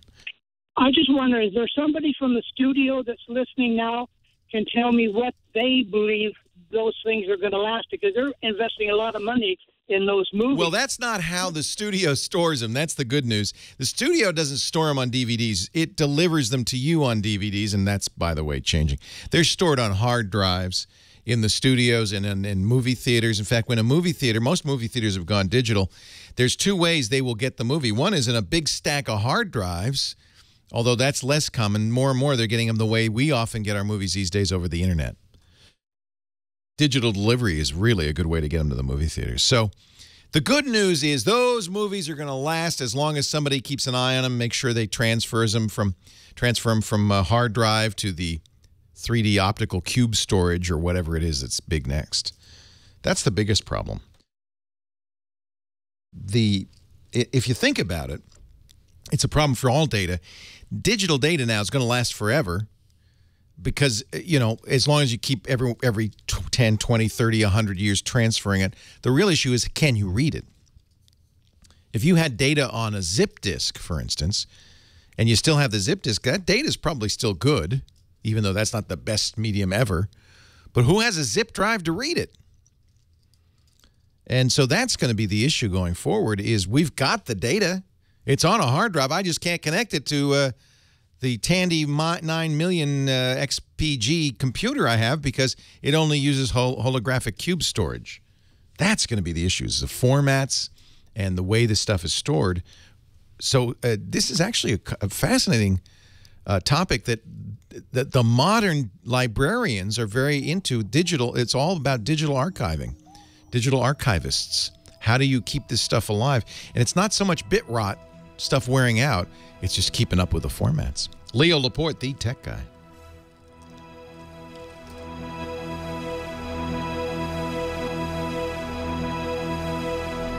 Yeah, it's... Can you read it physically, but can you also play back that file format? What's this MOV file? Well, hey, how are you today? Leo Laporte here, the tech guy. Time to talk about computers and the internet and home theater and smartphones and all that digital jazz. 8888 Ask Leo. That's the phone number. 888-827-5536. Toll free from anywhere in the U.S. or Canada. 888-827-5536. The website, techguylabs.com. I asked James DeRuvo, who takes our notes, to put a link to a Washington Post article from a couple of years back in our show notes so you can read it. It's about the Library of Congress. They have, I didn't realize this, we were talking about old movies and the responsibility of movie companies to kind of preserve our cultural heritage and the issues that are faced because, of course, the old film stock is disintegrating. Some of it's explosive. Putting it on a DVD, well, it makes it digital or a hard drive, but it doesn't really solve the problem long term because in a decade or two, will somebody have a DVD player? Will somebody have a hard drive? Well, maybe the Library of Congress will. They apparently keep hardware for playing back this stuff, like all kinds of hardware, even old video game machines. They have the National Digital Information Infrastructure and Preservation Program, where they store not just the content, but the devices required to play back the content, 8-tracks and cassette players, wire recorders, 2-inch video players, and the like. It's so fascinating. It turns out one of the folks in our chat room works for a company called the Cutting Archives, cuttingarchives.com, where they can play back a huge amount of audio and video stuff on old gear, digitize it, and give it to you on a disc. Of course, you still have that problem, that the disc is not going to be readable. There's two problems. There's the physical issue of can I actually plug it into something that can read it? And second, can that thing read it? Can it read that old video format or that old audio format? So it really is an interesting issue that is, on the one hand has somewhat been solved because digitizing means we can make infinite perfect copies. That's good news. Once a film is digitized, you can make copies in 100 different places. It's much less likely to get lost. But then you still have that issue of how do we play back the digital version? If you want to save something forever, what's the best way? Well, paper. Print it. Doesn't need anything special to read it, although I guess if it's written in a long dead language, we may not be able to read it. And a picture certainly is going to continue to be worth 1,000 words as long as people have eyes. But it's not a perfect solution for a movie. We have it printed on film, and the film is disintegrating. So it's I think a fascinating subject. The good news is people are paying attention to it, and who better than the Library of Congress? That's the job of the Library of Congress. Moving on, 8888 Ask Leo. Judy in Placentia, California. Hi, Judy. Leo Laporte, the tech guy. Thanks for hanging on. What can I do for you, Judy? Oh, did I press the right button? I did. I don't hear anything. Uh-oh, am I worried? Should I be worried? Let me try another caller and see. Sandra, are you there in Corona, California? Hi. Leo. Yes, you are. I'll put Judy on hold to see if you can get her back, Heather. Hey, welcome to the show, Sandra. Thank you. Listen, I've got a cat who eats my headphones.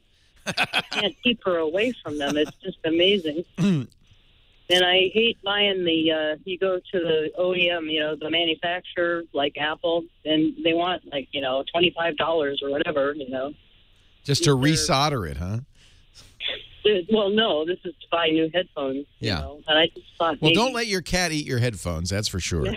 You know who's really notoriously bad is bunny rabbits. We used to have a bunny rabbit. I learned this lesson the hard way many years ago, and the bunny rabbit, we let him run around the house because he's cute, he's fuzzy, he's a bunny rabbit. Yeah. But they would go right under my desk where all the wires were. We're very lucky he didn't get electrocuted because bunnies, it turns out, love to chew things. I think it's how they keep their teeth, sharp and not too long. And so it's a natural thing for them to chew electrical cords. Cats, that's a habit. I don't think all cats chew electrical cords. I don't know what the solution is. I just wanted a replacement that was not so expensive, that would be a decent quality. Well, if you think $25 is expensive, I'm not going to have much help for you. These are just earbuds. Yeah. I mean, there are definitely better headphones, but they're a lot more than $25. Good headphones are very expensive, hundreds of dollars. Oh, dear. Yeah. And now, do you want to continue with earbuds, or would you like to go with something over the ear, a different style? Well, I could be flexible. I mean, the truth is, if you think the Apple earbuds sound fine, then there are lots of less expensive, very similar products from Skull Candy and others that you can even find at the Apple store that are cheaper. And if you're going to go through them, you definitely don't want to get $300 headphones if the cat's going to eat them. So. Well, I'm trying to keep them away, but sometimes I just forget. Yeah, so don't spend a lot of money on headphones. Now, I think, frankly, that kids today are missing out. I think most kids are using the earbuds that came with their phone or their iPod, and they're not very good. And so they're not really hearing the music as it was intended. They're also perhaps damaging their ears because not only are headphones louder and you can turn them up to a damaging level, they're also, because of the way they reproduce the music, maybe not very accurately. They're actually more damaging because of the frequencies. So let's keep the headphones away from the cat. And if you want better headphones, you certainly are going to spend more money. If you want cheap headphones, there are a lot of choices out there that are less than the Apple headphone. It's a very big category. In fact, that's why Apple just bought Beats for $3 billion. Their headphone business has been very lucrative because, frankly, it doesn't cost much to make headphones. And there's a lot of cats out there. And there are a lot of cats. Somebody in the chat room saying tweaked audio is good. I'll tell you what, tweaked. Yeah, these are all inexpensive. There are lots of cheap earbuds out there. Now, I happen to use... here's a good place to go for all of this stuff, by the way. Thank you, chat room, for reminding me. Monoprice.com. This is a company that specializes in selling the kinds of things we all spend an awful lot of money for, but at a much more reasonable cost. And I found that their quality is very good. They also sell earbuds for $6. Oh, my gosh. And they're every bit as good. $6.21. They're every bit as good as the Apple headphones. And did you say Monoprice? MONOPRICE.com. $6.21. Enhanced bass hi-fi earphones with built-in microphone and line controls. So, that's what I'm going to do. Just get 10 of them. Yeah. And then let Kitty dine on the old ones. Can I ask you another question? Sure. I have an iPhone 4S. Okay. And the sound goes out on it intermittently. And, like, for instance, I have a little Zingo poker that I play, and it makes little sounds. And just all of a sudden, it'll go away, Or, does it go away on headphones? Does it go away on the speaker, or both? I think it's just on the speaker. Just on the speaker. The headphones seem to work always. Yes, I think so. Okay. So it is an older phone. It's 3 years old now, and it probably is something shaking loose on the connection to the speaker. And if it comes and goes, but the headphones are fine, then we know it's the speaker. Oh, so it's Yeah. a hardware thing. It's huh? a hardware thing, yeah. If the headphones still work, you know, if you never have this problem as long as you're plugged into the headphone jack, but when it's just on the speaker on the phone, it happens, then I think it's likely that it's just a speaker connection is loose, unless you're running some software that's interrupting it or something like that. But that believe me, on a 3-year-old phone, it's getting shaken around. That's not unusual. Leo Laporte, the tech guy, or maybe your cat's eating it. I don't know. We found even cheaper ones, $2.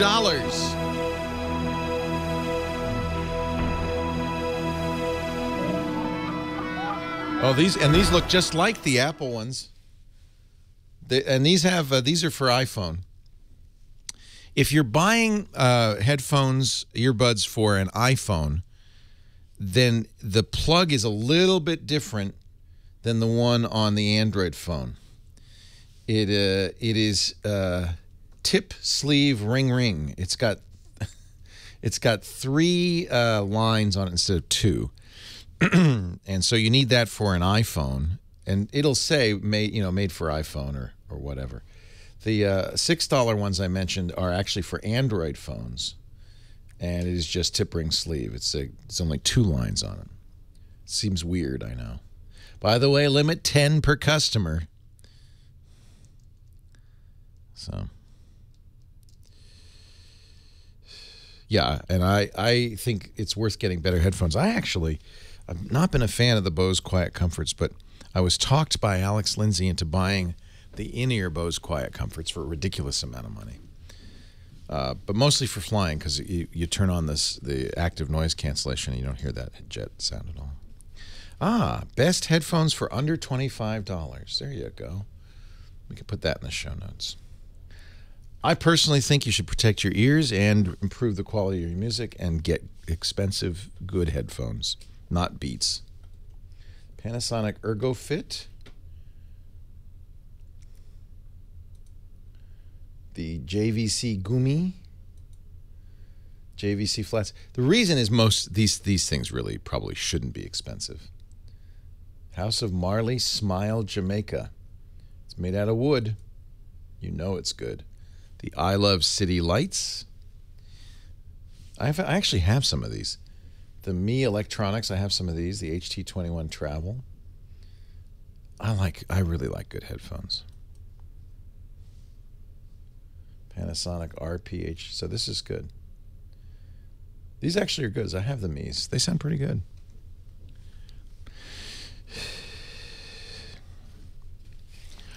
And then don't forget the fabulous German Maestros. You can drive over them with a tank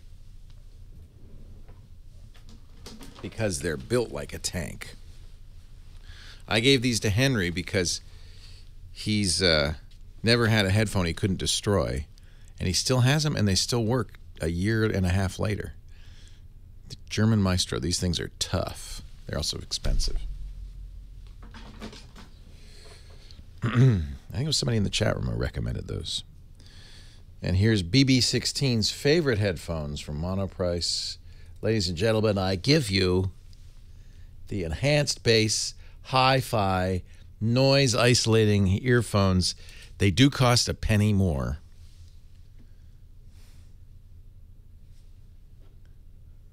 These are just headphones. They don't have a microphone. And they look very steampunk. They're silver. Oh, you can get different colors, though. Silver, black, pink, or white. Leo Laporte, the tech guy. 8888, ask Leo. Sandra's call has created a storm in the chat room of people recommending their favorite headphones. Headphones are pretty personal, aren't they? They sit on your ears. Only you hear the music. I love headphones. It's a great way to listen to music. When I was growing up, many years ago, the thing to do was you get the album, go to the record store. What's that, Daddy? And you get a record, which you put on your turntable, drop the needle on, and then you take the liner notes in the sleeve, which is, a foot by a foot, and you put on your Koss Pro 440A headphones. They weigh about 8 pounds. And you lie on your back with your feet in the air and you read the liner notes while you listen to Steppenwolf or whatever. Those were the days. But that was the way a lot of people of my generation listened to music was on headphones because you could rock it out and your mom and dad wouldn't mind and so forth. The times have changed. People are listening to headphones more than ever because of mobile devices. But unfortunately, all of these mobile devices, and I have to include all of Apple's products, came with very poor, inexpensive earbuds. You know, the kind that fall out of your ear.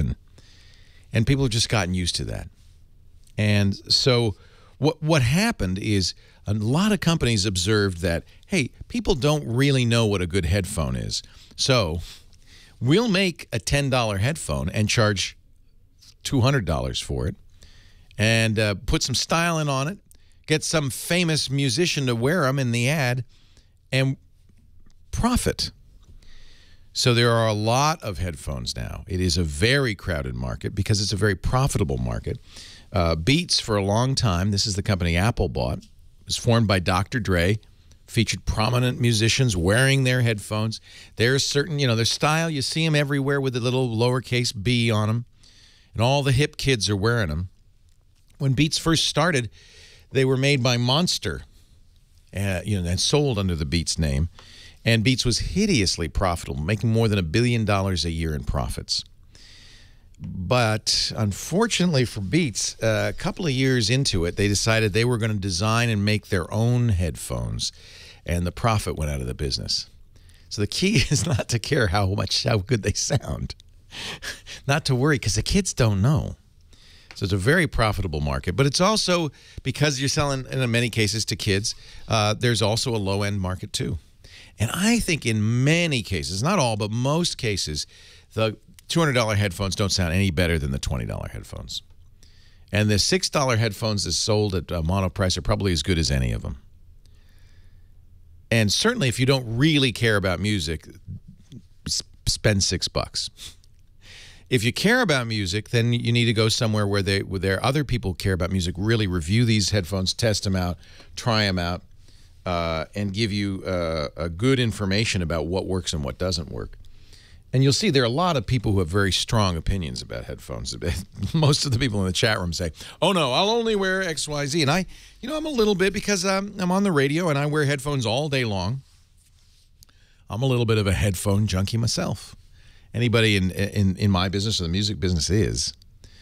Right now, I'm wearing AKG K240 headphones. You've seen them. They're very common in recording studios. So if you ever see a video of somebody making music, very often they're wearing those AKG headphones. I think really it's not so much that their sound quality is good, it's very good, but that they're very comfortable over-the-ear headphones that you can wear all day. I think that's the main reason radio types wear them. I wear, at home, I wear Etymotics, ETYMOTICS. Excellent high-fidelity in-ear monitors. They stick in your ear, and they're great for airplanes or anywhere it's in a noisy environment. Don't wear them walking down the road, though, because you can't hear a car coming up behind you.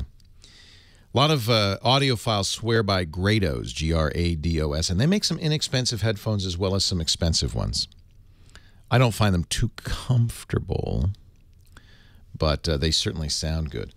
Most of the time I go to a place called Headroom. They're not an advertiser, but I'm going to give them a little plug. They sell headphones, and they're kind of headphone nuts.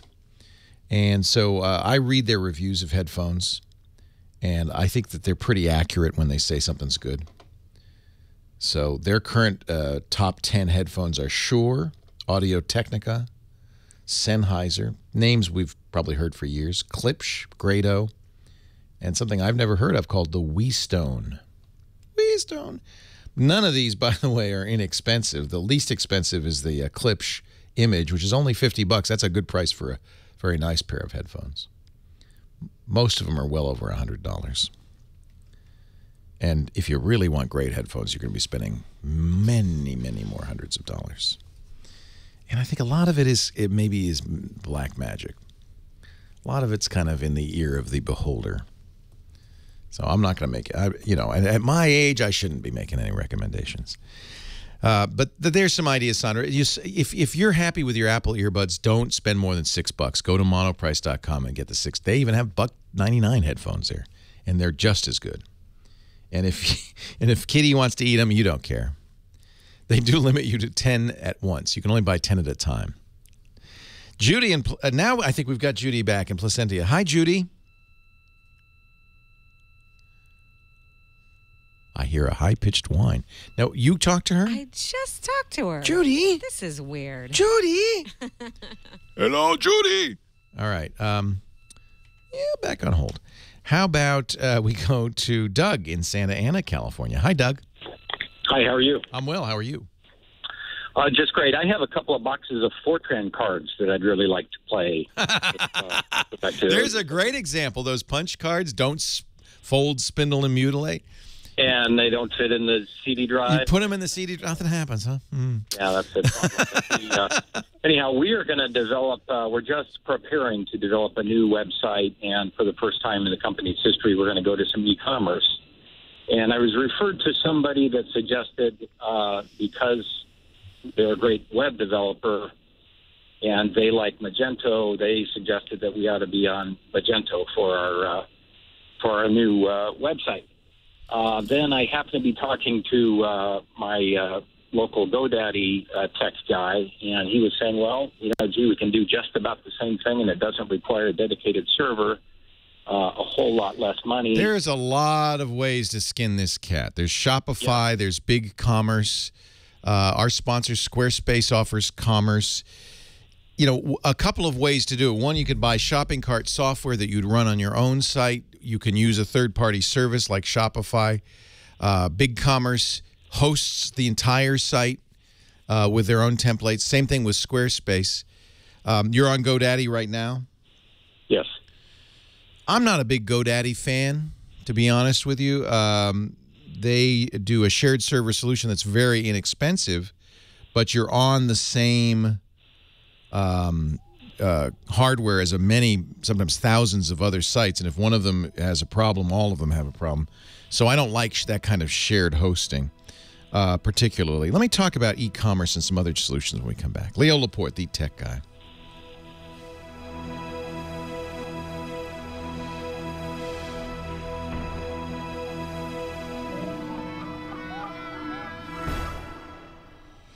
So we were talking with Doug in Santa Ana, and, this is a big question. We get every once in a while questions like, who's the best hosting provider? Who's the best e-commerce provider? And that's a big question with lots of parameters, and some of it's going to be who's the best for you.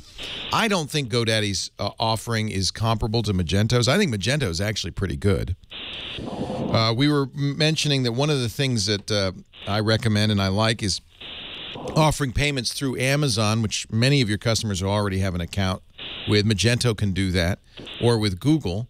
Again, many people will already have Google Wallet, and Magento supports that. So I'd look at that kind of thing because, remember, you've got a lot of what e-commerce is about. Well, there's a number of things. First of all, of course, if you make it hard for somebody to buy something, they won't. So your shopping cart needs to be simple, straightforward, clear, easy to use. So anybody you're considering, I would say, well, give me an example of somebody using your site, and I'd like to try it. And if you feel frustrated at any point, if it's difficult to use, if it seems hostile, and a lot of them do, don't do it. It should be as friction-free as possible. That's why people buy online. And then the other issue is trust. Unless people know your company, there's a little bit of, I think even for experienced users, a little bit of nervousness about buying from a company you've never bought before. It always reassures me when they offer something like Amazon payments. In fact, I'll always do it. A, because I feel like Amazon's going to back it up. B, because I have to do less data entry. Amazon already has my credit card. It just reassures me. To a lesser degree, PayPal, eBay. I trust Google. I think it's good to offer a choice on checkout to say, how would you like to check out? Would you like to give us a credit card or go through PayPal or Amazon? That's a nice thing to do. So, and then you have to look at additional support for things like shipping. Are you going to do the fulfillment? If you are, then a shipping calculator will be very handy. And the variety of services it supports, if it supports all the big shipping services, that's great. So there's lots to look at. We're going to put in the show notes a couple of links to Wikipedia articles that compare e-commerce solutions in terms of features, security, and a lot of things. And I would absolutely look at that. But fundamentally, to me, a good e-commerce system is all about your customers. It's got to be easy for them. They have to feel like it's trustworthy. They have to want to shop with you. And I'm always amazed at how many places make it difficult to buy. You know, it makes me, if I'm getting nervous or I'm frustrated, or worse, if I've entered all my stuff and then I have to, you know, it crashes or something goes wrong and they say, oh, your password has punctuation, let's not use that, and then it blanks everything out. Things like that, I don't go back. I end the transaction. I'm finicky that way, but I think a lot of buyers are. I'll end the transaction and I'll go somewhere else. And that's what you live in today. If you're living in e-commerce, you're living in a very competitive environment where customers don't have a lot of loyalty, where they can move easily, fluidly to other sources. It's easy for them to find the best price, the best service. So you really got to bend over backwards to super serve the customer. And that's why Amazon has succeeded, hasn't it? Because they provide customer service second to none. Good luck, Doug. I think it's it's certainly valuable. If you could start selling online successfully, you've opened up a whole new market, the global market. And certainly a lot of people in the chat room have thoughts about what they like the best. I'm not sure really which one I would use. We use Squarespace, of course. If I have to sell anything, I'm going to go through Squarespace, but I'm already there, right? And they do a great job. Here's a blog. In fact, we'll put this in the show notes too. Comparing Magento, Shopify, Volusion, and BigCommerce, pros and cons. This is a site called Udemy. This is good. You always, when you read reviews like this, you want to make sure that these sites are independent and they're not trying to, they're not being paid to feature one or the other. And this one, Udemy is online education, so I think this is probably a fairly good read here. But you can read about all the different choices, the good, the bad, the ugly. 8888 Ask Leo. Dave in Victorville, California. You're next. Hi, Dave. Hey, how you doing, Leo? I'm well. How are you? I'm all right. I've just been dealing with, I was listening to the show all morning on iHeart. I thought I'd give you the plug on the iHeart radio. Thank you. Are you listening on the web or on mobile? Yeah, I was listening to my iPad, the mobile. It's great, isn't it? Oh, yeah, it's wonderful. It really fills the gaps. But I've been having a problem. I've got a Generation 1 iPad, which, I don't know. It's probably one of 10 that are left alive. But I'm sure there are millions around, but Apple is doing their best to get you to buy a new one, especially since they're not updating you to iOS 7, and you won't get iOS 8 either. No, and that's the problem, too. That's another problem for a different day. But the problem I'm having that I'd like to address is that I can't charge it. It's not, it's finicky. It's, at best, it's finicky because more often than not I get a warning that says charging is not supported with this accessory. Well, so, the thing is I'm using the regular charger. You are, okay. Okay. Yeah. So, the reason they put that warning in there is because the iPad requires a 10-watt charger, and by definition, USB is not 10 watts. So the Apple has had to kind of upgrade its own hardware and make it support the 10 watts needed by the iPad. Even the original iPad, the newer iPads require even more. But it should, of course, the charger that came with it is 10 watts. It should be fine. Yeah, I would try another charger just to make sure it's not that charger, including another cable. Could be a short in the cable, but it's also old enough that it could be in the connector itself. You know, the connectors take a lot of wear and tear as you plug it in and unplug it. So if you can find if you have a Mac, late model Mac, that has enough juice, or another 10-watt charger for an iPad, and another 30-pin cable, just to make sure that it's not the cable. You know, you always want to test the easy things to fix first, the cable, the charger. If it's still doing that, then it's probably the connector on the iPad. Now, you know that after a certain number of charges, around about 500, that lithium-ion battery won't take a charge. Well, like I said before, it is kind of finicky, and I have been able to trick it into a Well, it sounds like it works sometimes, yeah, which means it's probably not the battery worn out. It's probably the connector, I would guess. Yeah, I think so, too. Well, the connector on the iPad itself, right? Because even when I plug it into my iMac, I've got a pretty updated iMac. Okay. It's only a couple years old. Have you tried a and different it still has 30-pin? Try a different 30-pin cable too, right? No, I will. I'll have to get a new one of those. Yeah, because that cable is going to wear out faster, frankly, than the iPad connector.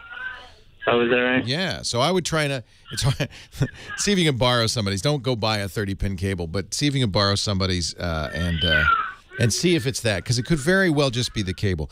This is, I talk about this a lot in terms of troubleshooting. You always start with the cheap, easy solution first. Hope it's that. Hope it's the cable. That's easy to fix.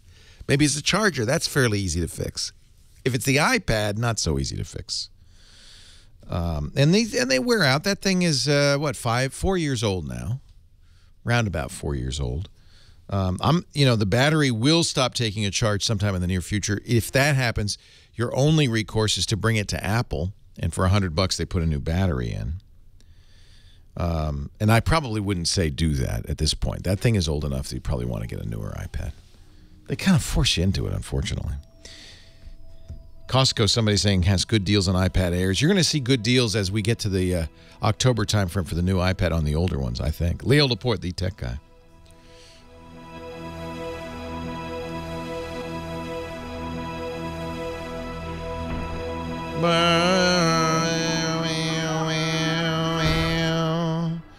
The waning moments of the Tech Guy show.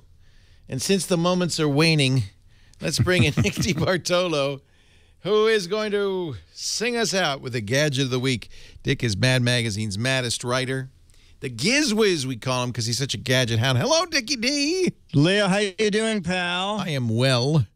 Good. I am well. Is Myra in there with you? Myra's in there. And that game you're playing? Yes, Clash. Took out the entire front wall of Disneyland. So What? I don't know what you're doing. My mortar attack was successful. Yeah. You know what would be fun, Exactly. wouldn't it, to have iPad games that tie into real life? So that, like, Yes, if you blow that's a something up, it great- actually goes. That would be great. You could raise your own salary. You could go into the accounting department over the weekend when they're not there. This is cool. Did you see this? They handed this out at Google I/O. It's a cardboard virtual reality device. You put an Android phone in it, and special software launches that allows you, it looks kind of, if you look through it, it kind of looks like a ViewMaster. It's even got a little magnetic button on the side. Oh, but you can do 3D things. It's really, that's It's clever. really cool. It's like a virtual reality helmet for $20. It's made out of cardboard. Yeah. You know, I thought the brick house was 3D. I don't need this. I'm in a third D. Yes, you're 3D environment. already, Yeah, pal. yeah. You don't need no $20 device. No. Whoa, reset my phone. Wait a minute. That wasn't good. Never mind. Okay. Maybe you have a good gadget. What's your I gadget? do. You know what? This is a neat little gadget called iBlazer. iBlazer. BLAZR, no E in it. And this is a fully synchronized flash for iPads, any device that doesn't have a flash, or any device where you're really in a dark area and you want to have an extremely bright flash. I mean, it's like a flash cube for your iPad? Yes, exactly. And it has its own internal battery, so it doesn't draw from the iPad. It works through the headphone jack. It comes with a little stand, so if you want to use it like as a flashlight or you want to light something that you're videotaping, you can take it off the camera. The little stand that they send you with can also act as a cold flash stand for a more advanced camera. Wow. And you can use in the instructions it says you can use an audio cable and plug the audio cable into your phone, audio extension cable, then plug the iBlazer into the audio extension cable and use it for an off-camera flash. You get 500 flashes out of a single charge. And I'm going to take it with me like to CES. When you go to a booth where it's very dark, I can have my own really miniature video light. It's 1 inch. Oh, so you can have it always be on for video. Exactly. Always on for video. It is 60 lux, 120 lux. It is very clever. So this was a Kickstarter project that raised $156,000. Yes, $100,000 more than they were looking for. Wow.